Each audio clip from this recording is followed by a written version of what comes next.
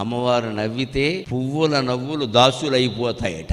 అంత ఆనందంగా ఉండి అంత అందంగా నవ్వాలి.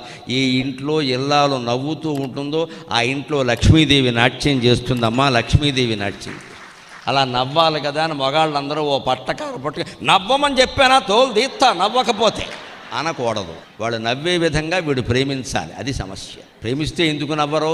పెత్తనం చేస్తే నవ్వుతారేటి? పొద్దున్నే నవ్వమని చెప్పాను కదా 6:30కి బుద్ధి లేదు అంటే ఎవడు నవ్వుతాడండి? నవ్వడానికి టైం పెడతావా? ఆవిడ ఎప్పుడు నవ్వుతూ ఉండేలా చూడరాదా? స్త్రీలు అల్ప సంతోషులమ్మ. ₹1 ఇవ్వడం ముఖ్యం కాదండి. వాళ్ళు ముందు కట్టుకున్న చీరను మెచ్చుకోవడం చాలా ముఖ్యం. అది చేసి చూడండి. అనుభవమే చెబుతున్నా. మీరు 10,000 పెట్టి చీర కొనక్కల్లా. వాళ్ళు ఏదో కట్టుకున్నారు కదా, కట్టుకో అద్దరిందయ్యా అనని ఇంకేం అక్కలేదు. ఎంత నవ్వుతారో వెంటనే. అలా భార్య నవ్వితే అక్కడ సంపదలు ఉంటాయి. చేసిన పని బాగుందని చెప్పరాదా? వేరేది ఎందుకు? అప్పుడు అంటారు సహజంగా ఇలాంటిదే ఇంకో 2 కొనుక్కుందామని అనేయి తర్వాత చూసుకోవచ్చు.